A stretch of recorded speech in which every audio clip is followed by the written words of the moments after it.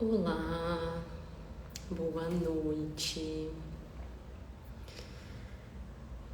Mais um dia de live. Oi, Ju.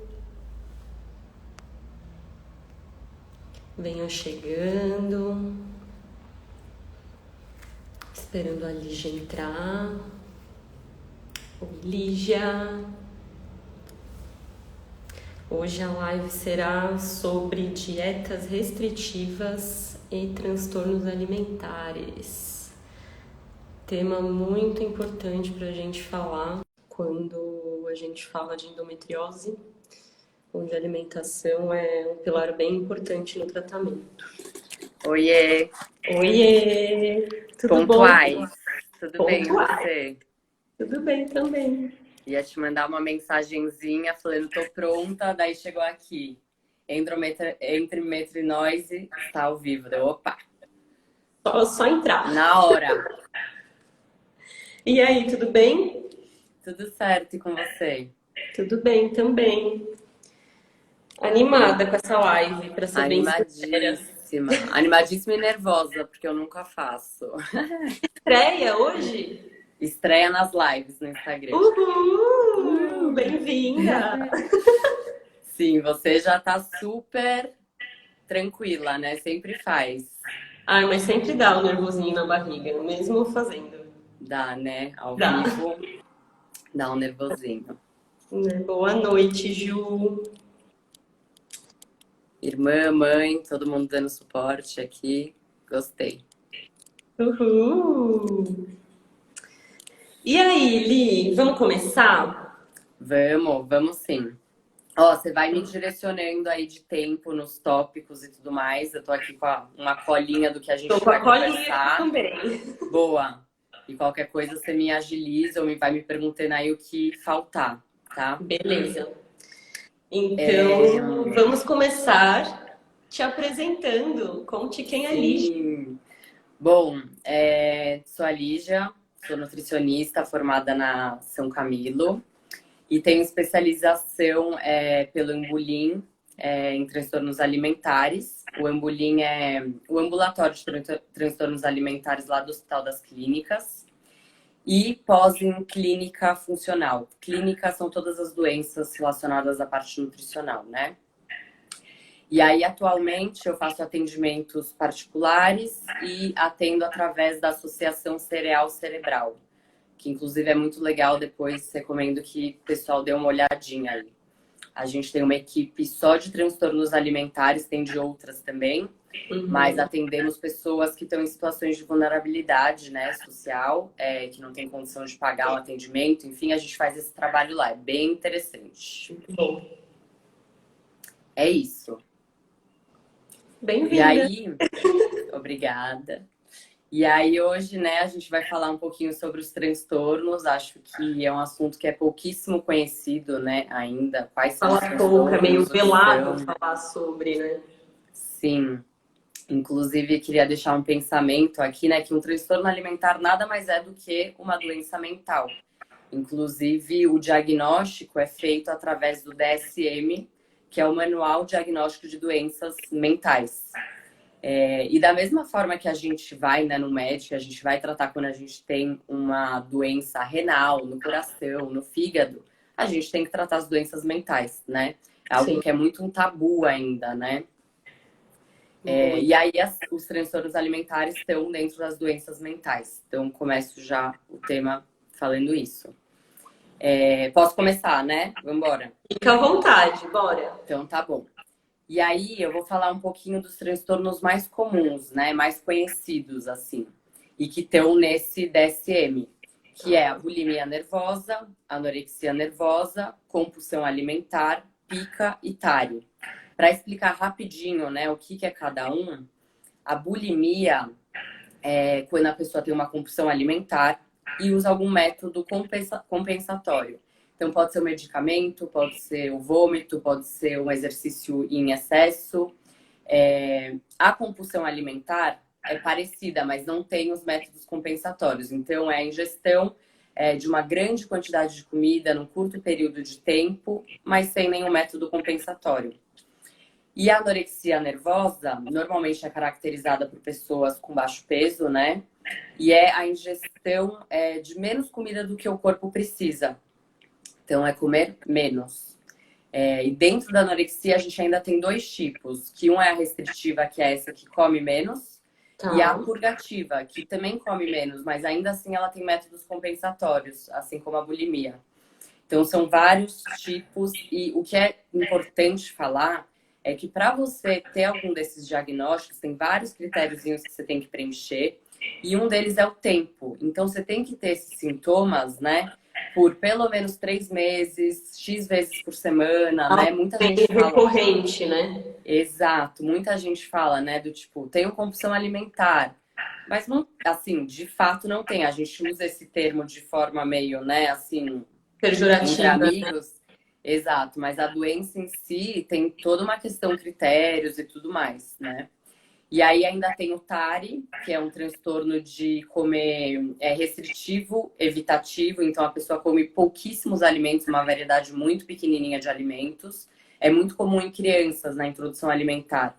Tem Uhum. muita questão de consistência também, só come alguns tipos de consistência e tal. Tipo, E só pica, pastoso, ou só coisas assim, né? exato, exatamente. E tem a pica, que é comer coisas que não tenham funções nutricionais, né? Que não são feitas para comer, do tipo comer um sabonete, um papel, um tijolo, e que é muito visto na gravidez, às vezes, por fatores de desnutrição. Então, tá faltando, às vezes, nutrientes, a pessoa tem vontade de comer coisas que não deveria, tá? Mas que Sim. daí é um pouquinho diferente.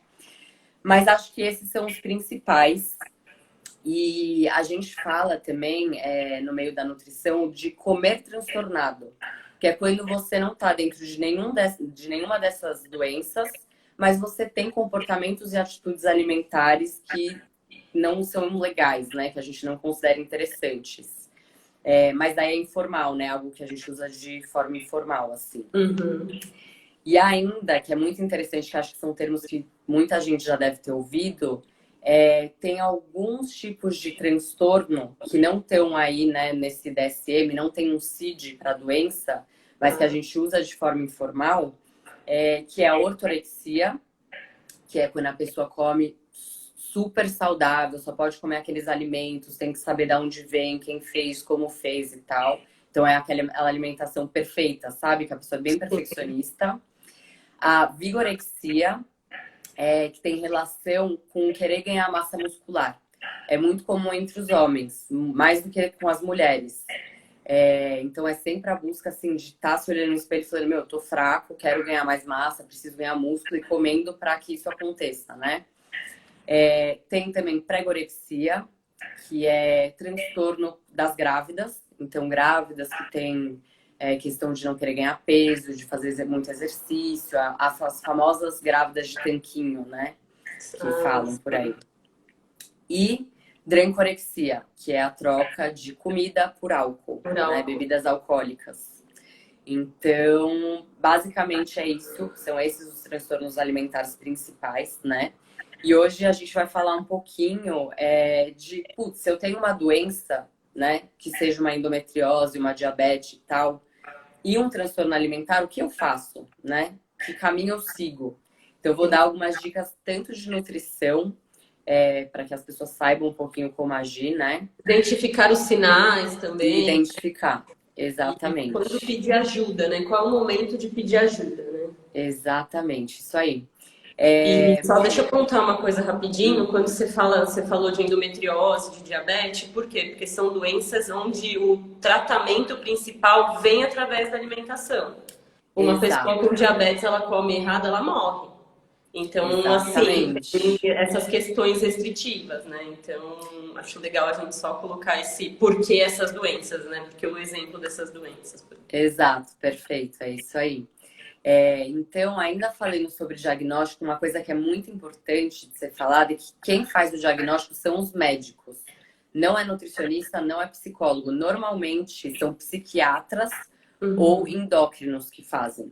Então, do tipo, se chegar alguém para mim que eu identifico os sinais e acho que essa pessoa pode ter um transtorno, ou que ela venha me contando que ela tem um transtorno, eu vou encaminhar ela para o médico, que vai fazer o diagnóstico, para que daí ela possa ser tratada de forma adequada, né? Certo. E aí, bom, vamos falar um pouquinho aí dos sinais, né, sintomas, do que a gente repara e do que talvez alguém aqui queira ver se, né, se identifica ou que identifica alguém próximo que tenha, né? Então, algumas coisas para a gente reparar. Pessoas com baixíssimo peso, tá? Que tem muita preocupação com comida e colocam comida muito numa caixinha do tipo, essa comida é proibida, essa é permitida, essa é lixo, essa é saudável, né? O pensamento muito dicotômico, que é o 880. Então, não vou comer um quadradinho de chocolate, ou eu vou fazer a dieta perfeita hoje, não comer nada de açúcar, não sei o quê, ou vou comer a barra A inteira barra de inteira chocolate. até ver o fim, né? Senão eu não tenho paz. Exato. Tipo, do tipo, já que eu comi, eu vou comer a barra inteira, né? Ou Sim. mesmo com exercício físico, do tipo, hoje eu já comi errado, não vou fazer exercício, não vou fazer nada. No outro dia faz tudo perfeito. Então, esse pensamento muito 880 é bem característico, tá? De pessoas que têm transtorno. Amenorreia, então mulheres param de menstruar, né? Por causa de baixo peso, normalmente é na anorexia. Esses sinais e sintomas variam um pouco para cada, tá? Transtorno, mas no geral são coisas que a gente percebe. Então, fraqueza, cansaço, né? Muitas vezes por falta de nutriente, irritabilidade, memória afetada, toda essa parte cognitiva fica muito alterada, né? Na Insônia, alimentação. né? Insônia, sim, sim. E eu ia falar alguma coisa com isso. Que tem muitos pacientes que têm transtorno alimentar têm também outras doenças mentais. É muito comum que os dois caminhem juntos. Então, do tipo, ter uma anorexia, ter uma depressão, ou ter bipolaridade, ter algum outro transtorno alimentar. Então, é muito comum ver isso, tá? E por isso que é tão importante também ter um psicólogo aí no tratamento. Mas depois eu falo disso. Fora isso, a gente vê muitos problemas no do trato gastrointestinal, né, desses pacientes. Seja porque está comendo a menos ou a mais, né, e o estômago não comporta, ou porque está usando algum método compensatório que está prejudicando. Então, refluxo, azia, constipação é muito normal também. Então, altera tudo, do início ao fim. Oscilação de peso, então pessoa que está em efeito sanfona, sabe? Que sempre está engordando, emagrecendo, que já fez todas as dietas possíveis. Dieta do ovo, do abacaxi, né? A gente sabe que tem muita dieta da moda. Cada hora é uma nova que bomba por aí, né? Sim. Que mais? Muito medo de engordar, medo excessivo. Pessoas que se pesam com muita frequência e se medem, né? Pode ser medir com a própria mão mesmo, o tamanho do braço, da coxa, né, que tem uma preocupação muito severa aí com a imagem corporal e com o peso, né? Que traz muito esse assunto à tona, que tem muita vergonha do corpo, né? Autoestima baixa, culpa ao comer. Então, putz, comi o chocolate, não acredito que eu não consigo fazer a dieta. Então fica ciclo, né? Exato, que é o que a gente vai falar um pouquinho da parte nutricional, do porquê não fazer a dieta, né? Que é o ciclo restrição-compulsão. Exatamente. Que mais? Atrapalha muito vida social, então muitas vezes esses pacientes não conseguem interagir tanto socialmente porque existe uma preocupação tão grande com a comida que do tipo, eu não vou ir jantar lá no aniversário, sei lá quem, porque eu não posso comer o que tem lá. Eu não vou comer no aniversário da minha avó que vai ter pizza porque eu não posso comer pizza. Então a pessoa acaba prejudicando porque ela pensa tanto em comida que ela não consegue viver ali no meio social, né? E uma coisa também que é engraçado não, né? Mas que muito comum é a obsessão por comida. Então a pessoa relata que ela sonha com os alimentos. Então ela sonha que estava comendo alguma coisa. Ela faz uma refeição já pensando no que ela vai comer na outra refeição, né? Porque seu corpo tá passando fome, né? Muitas vezes com essa restrição. Então ele tá te mandando ali informações. O sinal, né? Cara, preciso comer. Do tipo, é a mesma coisa de você prender respiração. O seu corpo, vai fazer de tudo, você precisa respirar. Comida é fisiológico, a gente precisa para sobreviver. Então o corpo vai mandar isso pra gente da forma que for.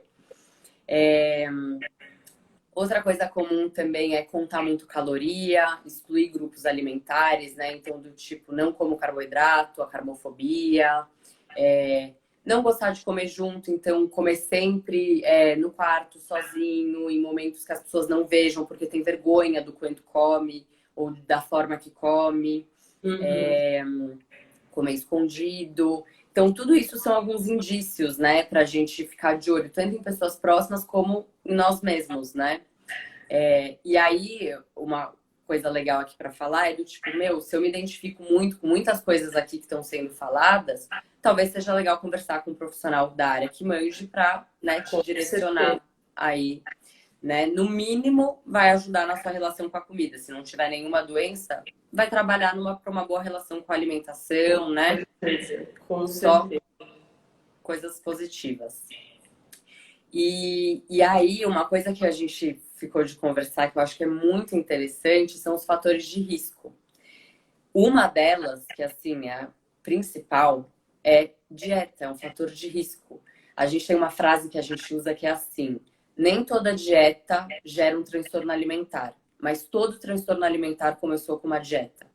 Então, a dieta é um dos principais fatores de risco, ou seja, o tratamento é não fazer dieta.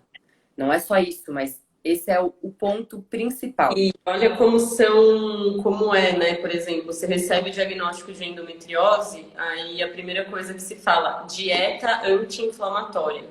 A pessoa já associa a dieta a uma coisa que ela vai ter que abrir mão de tanta coisa que quando ela escuta, ela já tá sofrendo, sabe?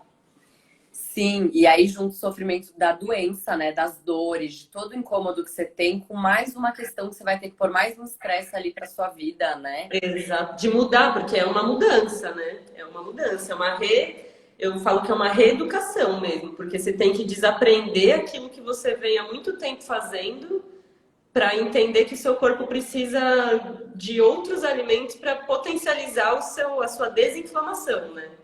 Sim, sim. E eu que faço, né? Eu fiz uma especialização em transtorno alimentar e a outra é em pós de clínica funcional, ou seja, são muito contrárias, né? A clínica funcional a gente aprende exatamente a função de cada alimento dentro do corpo, que vias ativa, o que ajuda de glicemia, o que atrapalha, o que não sei o quê. E aí vem muito do terrorismo alimentar, né? Do tipo, ai, porque o açúcar causa isso, a cúrcuma causa aquilo, e daí do tipo, esse pode, esse não pode. E o que eu acho muito importante não é ignorar a importância dos alimentos e o poder que eles têm, né, no nosso corpo, porque de fato eles ajudam na prevenção, no tratamento de diversas doenças. Mas é entender que dá para colocar tudo numa alimentação da forma adequada, sabendo quando comer, quanto comer, né? De que forma comer aquilo.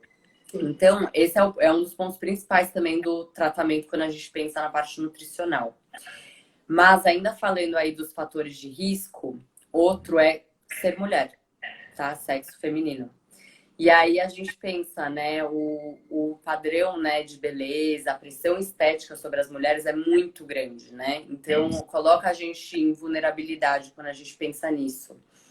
E uma hipótese também é que os homens têm aumentado o número de homens com transtorno alimentar. E aí a gente não sabe se de fato está aumentando ou se antes eles não procuravam ajuda, né? Porque como as doenças mentais são muito vistas do tipo, é frescura, isso é besteira, é fraqueza, né? Tem muito esse discurso ainda. Então a gente não tem tanta Não ideia tem se... parâmetro assim para entender o que Exato. veio antes, né? Exatamente. Mas acredito que ainda assim a pressão estética sobre as mulheres é mais forte, né? Então Com acaba certeza. pegando mais esse público. Histórico familiar, então, se você está numa família que alguém tem transtorno alimentar, aumenta a chance de você ter também.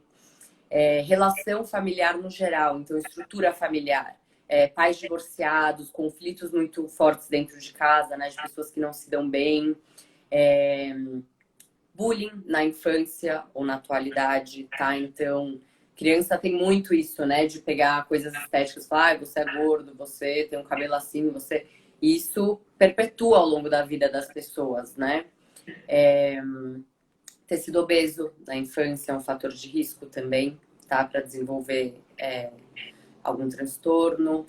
atletas também, que é um público que a gente não para pensar muito, mas eles têm uma pressão que, além da pressão estética, né, de tipo, às vezes estar ali expondo o corpo e tudo mais, tem tipos de esporte que você precisa estar no peso XYZ, do tipo lutas. As categorias são por peso. Então, os caras, assim, usam os métodos do tipo, meu, fazer sauna enrolado, sei lá com o quê, e aí não toma água. Não... Então, é uma loucura, né? E os atletas acabam sofrendo uma pressão muito, muito grande de treinadores, de parceiros que estão ali no meio com eles. E tem um perfil também. Pessoas que têm dificuldade de expor emoções, pessoas muito perfeccionistas. Então, existe um perfil aí entre... E dentro de cada um dos transtornos, existe um perfil diferente. Do tipo, a anorexia, às vezes, é um perfil um pouco mais perfeccionista. Na compulsão alimentar, são pessoas um pouquinho mais desorganizadas. Na anorexia, é mais comum também pessoas que têm questões para se expressar, que são mais fechadas. Enfim, sim, é super interessante. E assim, só uma pausa, assim, e são baseado nesses traços, assim, um nutricionista especializado em identificar um transtorno alimentar, ele vai conduzindo uma anamnese nesse sentido, assim, por exemplo? Então, eu atendo não só transtornos alimentares, né? Atendo pessoas que não têm também.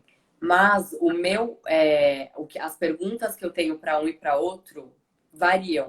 Então, tem algumas que eu só vou fazer para ali quem tem transtorno alimentar e algumas não. Mas algumas são gerais e ok. A questão do nutricionista é porque a forma que a gente trata a pessoa que tem um transtorno alimentar é praticamente oposta ao que a gente aprende na faculdade. Por isso que eu falo que é muito importante tratar com uma pessoa especializada. Falando em nutrição, tá? Mas psicologia também e tal. Para a gente tratar transtorno alimentar, é multiprofissional. Então, precisa pelo menos de uma nutri, um psicólogo e um psiquiatra. Fora isso, pode ainda ter um treinador físico, um fisioterapeuta, um endócrino, enfim, vai de caso a caso.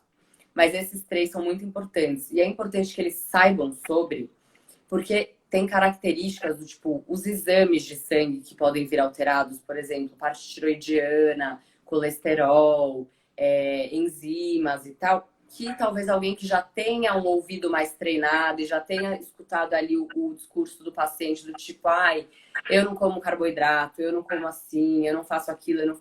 Enfim, de você ir pegando no ar pequenas coisas, porque a maioria das pessoas não chega falando, olha, eu tenho um transtorno alimentar, eu faço isso. Esse é o ponto, assim, porque eu acho que até muitas vezes quem tem transtorno alimentar nem sabe que tem um transtorno. E aí, quando você chega num nutricionista para fazer uma dieta anti-inflamatória e o nutricionista não identifica, assim, eu acho que isso pode desencadear tanto. Acho não. Eu venho vendo que desencadeia muito, por isso que eu queria trazer esse tema e estava com muitos dedos, porque é algo muito delicado de falar, assim. Então, é muito bom você trazer esse olhar, que eu atendo pessoas com transtorno, mas não atendo. Mas há diferença em identificar uma pessoa que está chegando para mim no primeiro atendimento para eu saber se ela tem ou se ela não tem, sabe? Para eu imaginar. Exato. E aí você vai pegando desde essas características do tipo história de vida. Eu peço para esse pessoal me contar a história de vida em relação com o peso. Então, na infância eu tive obesidade, eu sofria bullying, então eu sempre fui nutricionista desde super novo e tal. As histórias se repetem muito.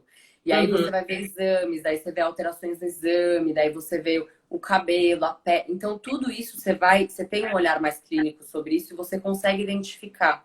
Talvez alguém que não tenha, né, tido um estudo na área não perceba. E aí é isso, passa a dieta lá anti-inflamatória, você acaba alimentando mais ainda, instigando mais ainda o transtorno alimentar. E é muito porque aí o que acontece? A pessoa, que é o que eu ouço muito, a pessoa recebe, aí ou ela não consegue colocar em prática nem com muita força de vontade, assim, ou aquilo funciona durante um mês. E aí depois desanda pra caramba e fica pior do que já. E aí é uma frustração gigante. E não sei o que, e olha, a culpa é minha, sabe? E aí você é a última esperança que eu tenho, o médico é a última esperança que eu tenho, assim, e aí você fala, cara, olha isso, sabe? Tipo...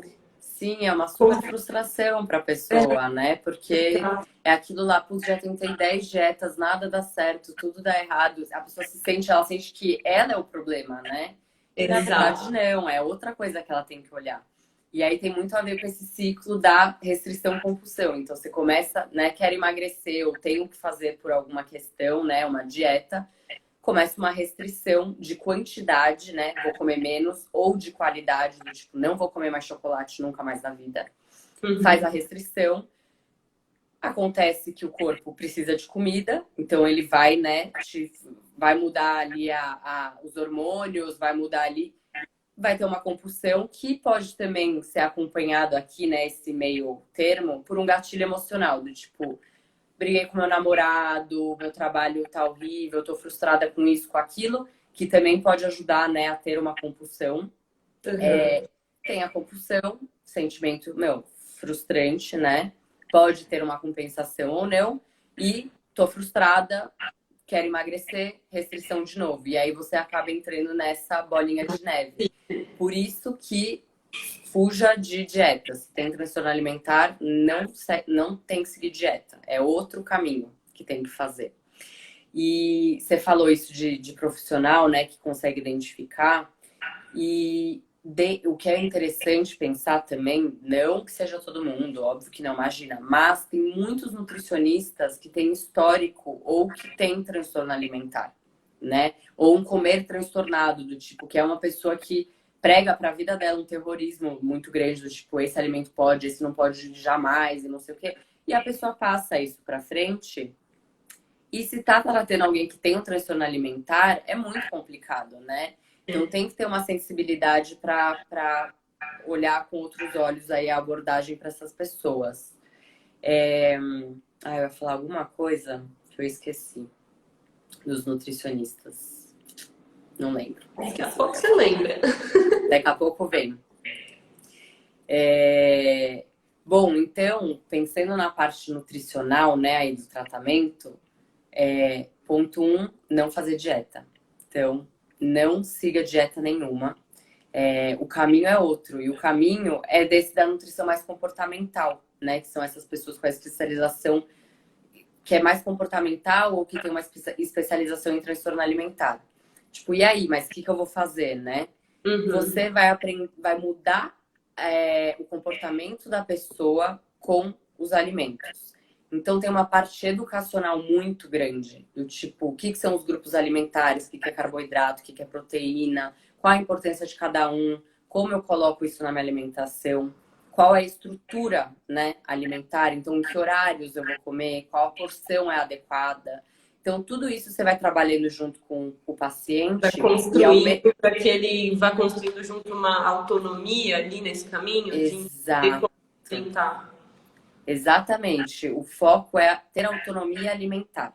Entender o que você está fazendo e por que você está fazendo. E quando tem uma doença, você consegue colocar ainda outras coisas aí. Então, o que é anti-inflamatório? Por que se fala nisso? O que a gente pode fazer pensando nesse sentido, né? Você amplia um pouco mais a parte educacional, vai além. Porque você vai educar também em relação à doença que a pessoa tem. Porque essas doenças também às vezes geram muito medo, né? Do tipo, eu tenho endometriose, se eu comer tal coisa inflamatória, putz, sei lá, eu vou morrer, eu vou passar mal, eu vou ficar com muita dor. Exato. Coisas que eu já ouvi, por exemplo, de pessoas que vêm conversar comigo sobre, as pessoas que eu já atendi, eu não comi, eu comi uma pizza inteira e depois tomei remédio porque eu sabia que eu ia sentir dor depois, sabe? Então é isso, né? Tipo, onde equilibrar isso, assim, sabe? Porque, nossa, é bem desafiador, né? Eu imagino, e eu não tenho, né? Você que tem endometriose pode falar muito melhor do que eu, porque isso já abala, né, sua relação com a alimentação no geral, independente se você tem ou não transtorno. Exatamente. E eu que venho de um transtorno, né, também de imagem, que trabalho isso há muito tempo, enfim. E aí estou me expondo aqui agora, uma coisa que nunca expus, assim, e por isso eu quis trazer, porque a reeducação para mim passou exatamente por esse lugar de a proteína faz isso, proteína é isso aqui, carboidrato é isso aqui, e eu fui perdendo o medo do alimento, porque eu tinha medo do alimento, assim, de engordar muito, de porque conforme eu fui fazendo, excluindo os alimentos e fui perdendo distensão abdominal e a digestão foi mudando, eu comecei a ficar com medo de comer os alimentos que eu já comia. Então, nossa, foi bem. Hoje eu sou muito tranquila, assim, hoje flui muito bem pra mim, mas foi um processo mesmo, É, nutricional, terapêutico, e é um processo mesmo. Eu acho que é legal pontuar que não vai ser do dia pra noite, assim. não, é um Você vai processo. construindo isso.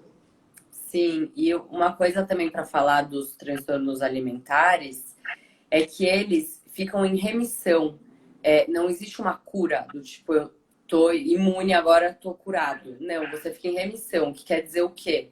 Que os sintomas não estão mais ativos da doença.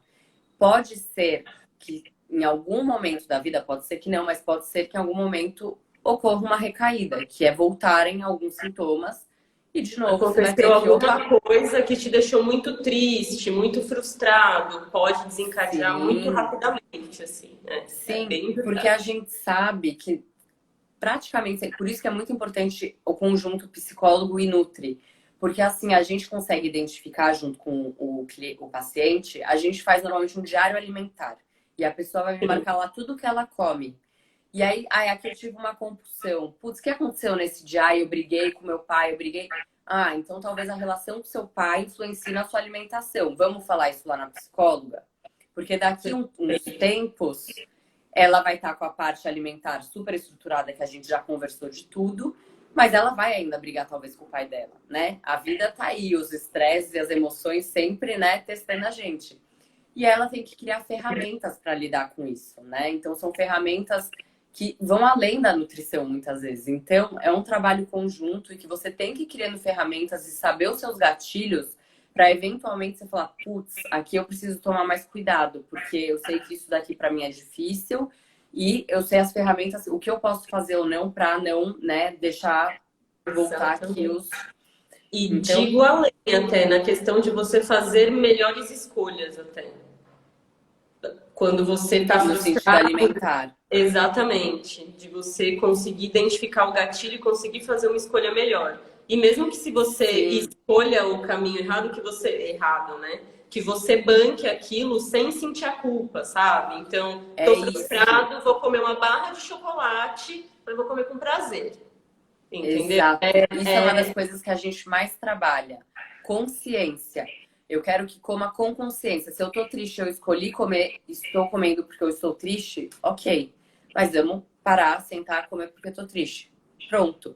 Mas a não identificação que é o maior problema. Do tipo, eu nem sei Exato. porque eu tô comendo, é o comer emocional, né? E você às vezes nem se liga do porquê que tá acontecendo aquilo, né?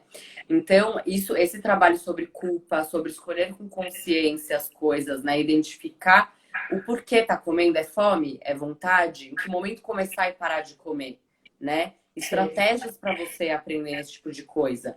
Do tipo, compulsão alimentar pode acontecer por gatilhos emocionais, mas fiquei 8 horas sem comer. Cara, tô verde de fome. A chance de eu ter uma compulsão alimentar é muito maior. Muito maior. Então, tem estratégias que têm que ser trabalhadas para que isso não aconteça, né? Sim. Ainda pensando na parte nutricional, né? A gente faz muita parte de mitos, né? Que você falou, putz, o que é o carboidrato, o que é a proteína? E as pessoas vêm com discursos do tipo, cara, come lá no almoço, come, sei lá, pão integral, come o arroz, come batata, mas fala, não, pizza eu não vou comer, porque pizza engorda. Aí eu começo, bom, mas vamos pensar o que que é a pizza? O arroz é o quê? Carboidrato. O pão é o quê? Carboidrato. O que que é a massa da pizza? Carboidrato. Tá bom. O que que é o queijo? Você come queijo todo dia de manhã. O que que é o queijo? Gordura. Ou como gema do ovo. Gordura. Por que que não come o queijo? Então, entender, né, o que que compõe cada alimento, que a gente às vezes tem um negócio tipo, não vou comer. Hambúrguer. O que que é? O carboidrato do pão, queijo, uma gordura, proteína. Por que que você não come o hambúrguer, mas come isso em outra refeição de outro jeito, né? Será que não dá para encaixar isso de vez em quando? Então, Exato. tudo isso é muito legal ir trabalhando junto, porque cada pessoa a gente, meu, vive num mundo, né, que fica bombando a gente de informação sobre isso, do tipo, cara, não coma fast food, ou fica os 1000 fast foods te bombando de, né, de coma, de, né, 1000 promoções gigantes. Então, são Mais muitas as informações dietas, né? Não, contraditórias. agora a dieta do peito de peru com queijo branco, a dieta do não sei o quê. E aí junta tudo isso e você fala, o que que eu faço com tudo isso aqui agora? Total, né? O mercado praticamente cria as demandas, né? Tipo, em cima da gente. Assim, faz combos megalomaníacos de fast food, de comidas para você comer mais, e daí no outro dia falar, mas a solução está aqui nessa vitamina, nessa dieta nova, nessa, né? Então, ter um olhar crítico sobre isso é muito importante também, sobre os padrões de beleza, sobre o que é um peso ideal. Meu, peso ideal é aquele que você consiga manter tendo uma boa relação com a comida, sem culpa, sem compulsões, né? Com saúde, né? Com fontes de tudo que você pode comer e que você pode comer tudo, sabendo quando, quanto, né? O porquê que tá comendo. Então, é isso. E aí você vai chegar no seu peso que faz sentido, que eu consigo manter. Chega de efeito sanfona, né? Isso é uma das coisas que a gente mais quer fugir pensando em saúde. É super prejudicial para a saúde. Então, é achar esse equilíbrio, essa boa relação aí com a comida. E, óbvio, no caso dos transtornos alimentares, diminuir os hábitos desfavoráveis, né? Do tipo, fico 12 horas sem comer, como hoje aqui um hambúrguer, então amanhã não vou comer até, sei lá, 7 da noite. Então, essas compensações, essas questões, vou fazer jejum, vou, né? Então, tudo isso a gente vai desmistificando aí junto. Inclusive, tem uma pergunta aqui. Depois eu vou subir para ler as outras, mas Tá. essa daqui, justamente sobre jejum que você acabou de citar. Gostaria Uhum. de saber sua opinião sobre jejum intermitente. Tá, vamos lá. Dentro do transtorno alimentar, eu acho que ele está perguntando que, né? Estamos nesse. Dentro de um transtorno alimentar, eu não indicaria de forma alguma. Assim como dieta detox, dieta sei lá o quê, é um tipo de dieta, é um protocolo que exige um comportamento alimentar muito restrito, né? Então, para transtorno alimentar, não. Transtorno alimentar, a gente, meu, tem que ver junto. Pode ser até que o paciente não coma de manhã, por exemplo, porque ele não tem fome. E aí tudo bem. Mas a gente tem que ver junto se ele não tem fome, se ele tá sabendo ouvir os sinais do corpo, porque a gente fica fazendo dieta a vida inteira, a gente não consegue mais identificar o que é fome e o que não é. Não O que sabe é o que é, saciedade, o que. não sabe o que é saciedade, não sabe diferenciar Exato. sede de fome, fome emocional de Vontade fome de de fome. verdade. É, exato. Então, tudo isso tem que ser trabalhado antes do paciente falar, putz, não tenho fome. Vamos ter que pensar na estrutura juntos, a estrutura que faça sentido para ele. Fora do transtorno alimentar, eu acho que depende. É uma estratégia válida, mas muito mais para adaptações metabólicas, pensando em melhora do desempenho físico, parte cognitiva, anti-inflamatória e tal, do que emagrecimento. O emagrecimento não precisa fazer jejum intermitente, tá? Pode ser que alguém ame fazer e fale, não, para mim, eu gosto, eu banco. A gente entra Não naquele afeta. âmbito da individualidade de cada pessoa. Né? Exato. E também, assim, meu, um paciente que estoura de cortisol, estressadíssimo, com depressão, ansiedade. Cara, esse cara eu não vou por jejum. Jejum é um estresse pro corpo, tá? Sim. É um estresse, é uma agressão pro corpo. E se você não tá fisiologicamente bem, talvez ele seja mais prejudicial do que, né, bom. Então tem muitas questões. Dá raiva, né, de conversar com o nutricionista, porque tudo que pergunta fala, depende. Mas na verdade, não dá para fugir muito disso. Mas para transtorno alimentar, não rola. Não é uma boa opção. Posso subir aqui para ver as outras perguntas ou você quer pontuar mais alguma coisa? Óbvio. Acho que não. Acho que eu falei o principal aqui. Se vier mais alguma coisa, eu falo. Mas acho que é isso que tinha para falar hoje. E aí é isso. Se você se identifica, procure profissionais especializados que vão poder te ajudar. Isso de também, putz, mas eu tenho noia com carboidrato. Tá bom, todo mundo também tem alguma noia. Não quer dizer que você tem um transtorno alimentar por isso. Cuidado com a linha tênue, né? Isso, né? Não é qualquer coisa, é um transtorno alimentar. É muito específico o transtorno alimentar, tá? Mas é legal conversar com profissionais da área se tiver dúvida, se tiver, né? querendo saber mais sobre o assunto e enfim. Perfeito. Mais alguma perguntinha aí? Vamos lá. A Júlia mandou. Legal falar sobre dieta anti-inflamatória ligada com a endometriose, glúten, lácteos, etc. A gente já falou. Quer fazer mais alguma pontuação específica sobre? Acho que hoje o objetivo era menos de falar o que tem que comer, né, na endometriose. Acho que você, inclusive, sinaliza muito bem aí no seu Instagram, mil receitas, coisas maravilhosas. E mais sobre que conduta eu ter, né, eu como pessoa que está assistindo, devo ter se eu tenho uma doença, que seja endometriose ou outra, e um transtorno alimentar, né? Mas sim, a dieta anti-inflamatória, gente, variedade alimentar, alimentos in natura, né? Ai, gente, eu vou aproveitar para falar, porque falou do glúten, lácteos, açúcar. Isso é o que eu mais trabalho com meus pacientes, que é variedade alimentar, tá? Tudo a gente pode comer de novo, sem terrorismo, pode comer, tá? A não ser que você tenha uma alergia, uma hipersensibilidade muito séria, que ainda talvez dê pra gente trabalhar com algo. Tudo dá pra colocar, mesmo pra alguém que tem endometriose, que tem, né? Pode comer. Mas a questão é, de que forma? O que vai acompanhar? Talvez o pão, o leite, o açúcar que eu vou comer, né? Que tal eu colocar alguma coisa aqui? O contexto geral dessa alimentação para você poder comer aquele glúten naquele momento sabendo que ele te faz mal, sabe? Exato. Entra muito nesse lugar também de tem o período de restrição efetivamente para você descobrir o que faz mal e o que não faz e o de adaptação, né, para você fazer melhores escolhas, enfim. Sim, e porque mesmo dentro da endometriose é muito individual. O que talvez faça mal para você não faz para outra pessoa, né? Então a frequência que eu posso comer é diferente da sua. Exatamente. E uma coisa, reflexão aí para todo mundo, que eu adoro falar isso, que é o seguinte: as únicas coisas que a gente normalmente come mais de 2, 3 vezes ao dia são essas fontes: açúcar, lácteos no geral, né? Laticínios e glúten, tá? Se eu virar para alguém aqui e fizer uma dieta, né, e falar, você vai comer brócolis 3 ou 4 vezes ao dia, o que você vai pensar? No mínimo você vai falar, acho que essa mulher não sabe muito do que ela tá falando. Todo dia da vida comer brócolis 3, 4 vezes? Não, não vou. E por que a gente acha tão normal comer o glúten, o laticínio, o açúcar, né? Então pensar em variedade. Pode todo dia ter presente? Pode, mas por que eu não vou provar um hummus aqui em vez de um requeijão um dia? Por que eu não vou fazer uma guacamole? Porque... né? Então, pensar em variedade. E não é pensando só porque tem que ser anti-inflamatório. Porque... não, porque, oferecer coisas pro corpo, né? Sair da monotonia alimentar.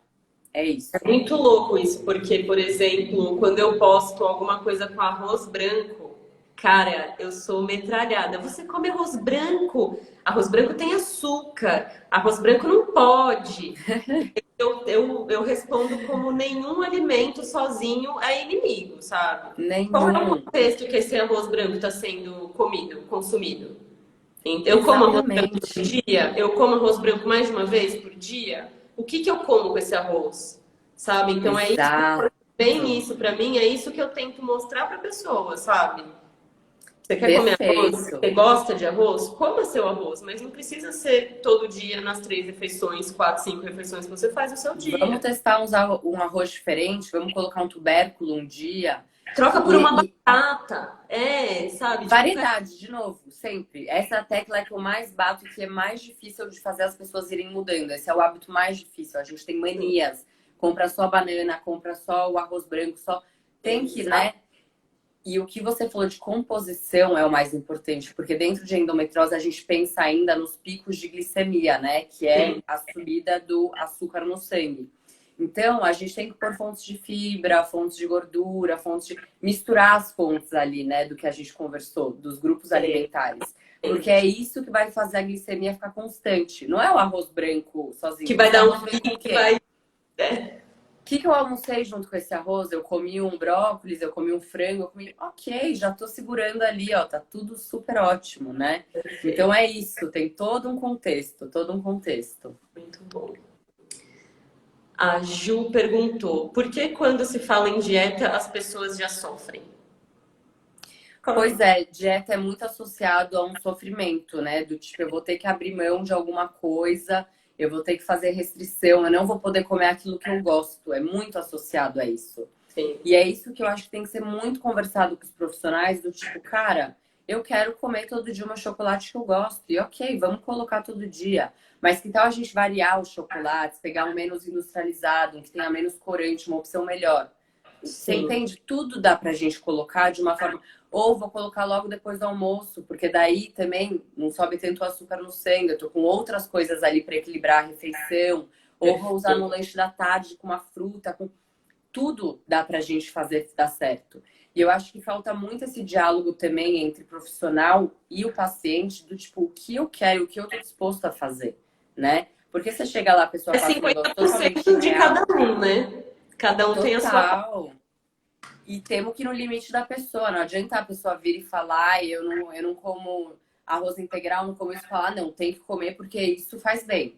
Meu, não adianta, entendeu? Vamos pôr uma cenoura ralada ali no arroz para adicionar uma fibra. Quem sabe isso não funciona. Tá ótimo. Então, isso já é um progresso para a pessoa. Com Então, eu acho certeza. que é muito ligado a isso do tipo, dieta tá muito associada a ter que tirar o que você gosta, a restringir, a passar fome, a passar vontade. E na visão da nutrição comportamental, nunca é seguir um cardápio. É você aprender o que comer, de que forma comer, fazer suas escolhas conscientemente e encaixar tudo na sua rotina de uma forma que faça sentido e que sua saúde esteja ok. E aí você não vive disso, tipo, ai, agora é 4 da tarde, eu preciso comer isso e isso. Cara, o que eu Exato. tô com vontade de comer? O que meu corpo Eu tá tô me com mostrando? fome?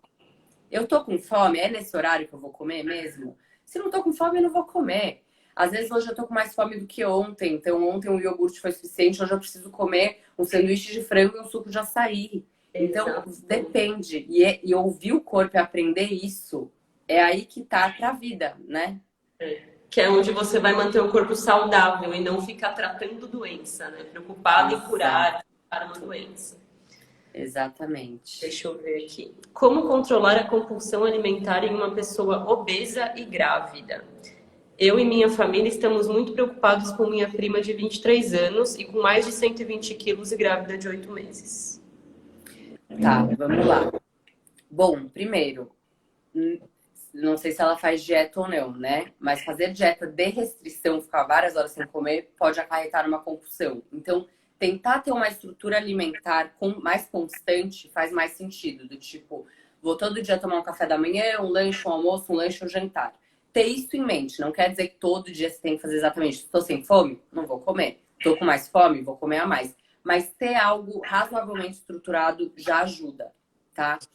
Outra coisa, falar talvez com um psicólogo ou nutricionista, entender, existem gatilhos emocionais?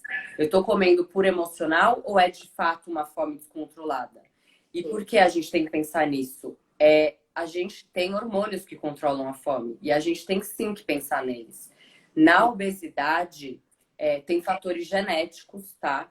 E fatores que se desencadeiam conforme a pessoa vai ganhando peso, que é, sabe, resistência à insulina? Existe resistência à leptina, que é um dos hormônios que regula a fome. Então, tudo isso tem que ser olhado e isso dá para, através de uma suplementação, tá? Melhorar. Então, tem vitaminas, tem minerais, tem suplementos que podem ajudar.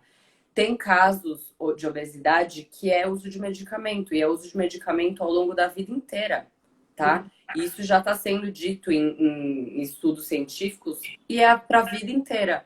Então, vai ser suplementação, vai ser um acompanhamento com remédio, com médico, vai talvez, se tiver gatilhos emocionais, fatores emocionais, um psicólogo, um nutricionista. Então, tudo isso tem que ser olhado, tá? A obesidade também Multifatorial, né?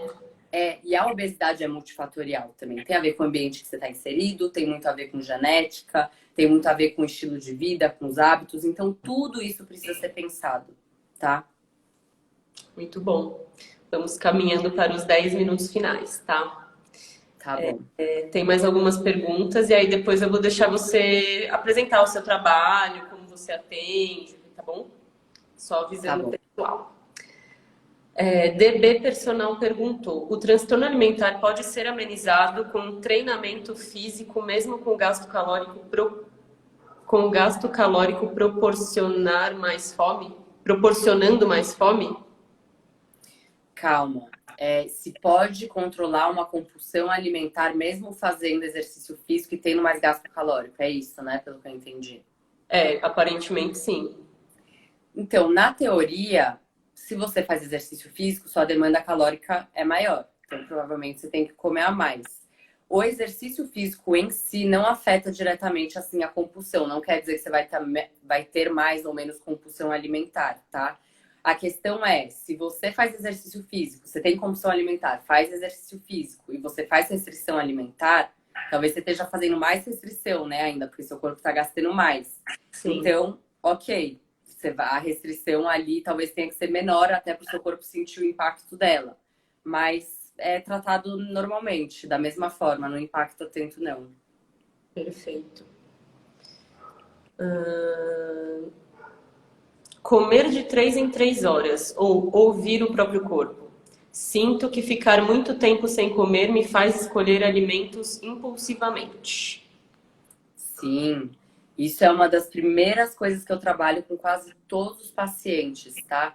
Ficar muito tempo sem comer aumenta muito a chance da gente perder o filtro, porque na hora que você chega para comer, você fala, meu, estou passando mal de fome, né? Tem uma frase que eu falo que quando eu tô com muita fome, meu Deus, eu vou comer até os pés da mesa. E é isso.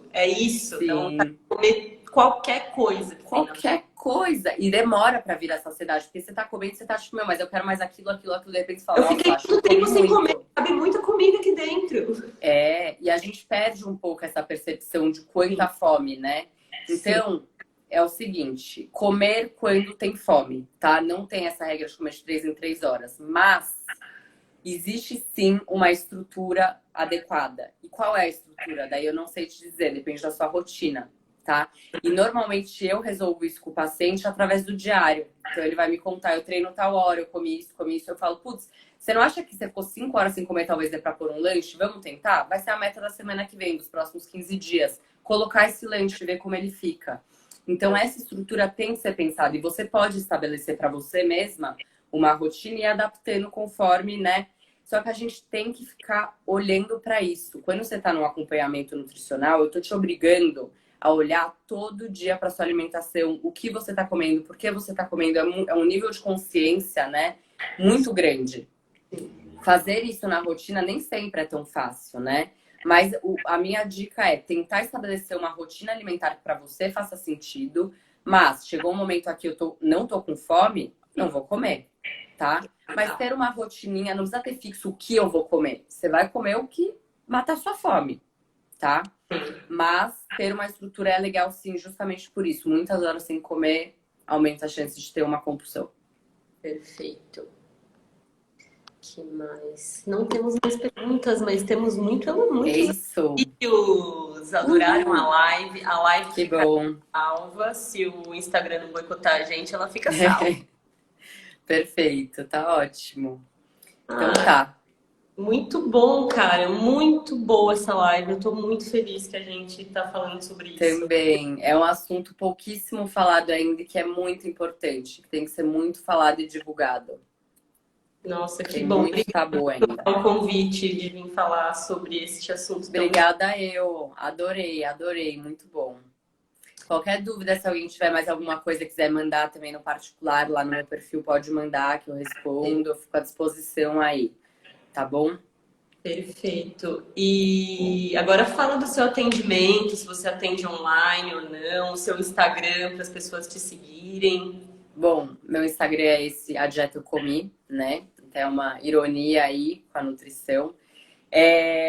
O nome é ótimo, inclusive. Eu adoro o nome do seu Instagram, cara. Mas foi uma missão, viu? Porque eu fiz um brainstorm, tinham vários nomes que eu queria e todos já existiam. Daí esse foi, eu falei, mas eu amei, foi ótimo.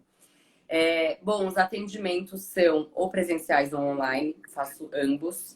É legal saber uma coisa sobre transtornos alimentares, que os atendimentos podem ser semanais, quinzenais, mensais ou mais intervalados. Tudo depende muito do momento da doença, tá? Então, se eu tô num momento muito agudo, com muitos episódios, sei lá, de vômito, enfim, o que for, tem que ser um encontro mais constante, né? E normalmente eu atendo com uma constância maior no início, para ter uma liga com o paciente, para a gente engatar. E aí a gente vai né? Para rolar aquele casamento legal, né? Exato, exatamente. Mas é isso. Atendo presencial e online. Se alguém quiser saber mais informações, me manda mensagem lá no Instagram também. Tem meu número lá. E fico à disposição aí. Adorei o bate-papo. Adorei. A Adriene mandou aqui, gente, tenho endometriose e sou paciente da Lígia. Ela é maravilhosa. Então, ó, gente, Amo. sabem onde encontrar Lígia, hein? É isso. Bom, Cacá, muito obrigada. Eu que agradeço. Quem sabe aí mais pra frente a gente não faça mais algumas coisas juntas, né? Quem sabe? Acho que a gente pode conversar sobre isso. Com certeza. Muito obrigada pelo convite e se qualquer um tiver uma dúvida, eu fico à disposição aí, tá bom? Perfeito, querida. Muito obrigada. Um beijo. Imagina, obrigada a você. Um beijo. Tchau, Tchau, tchau. tchau.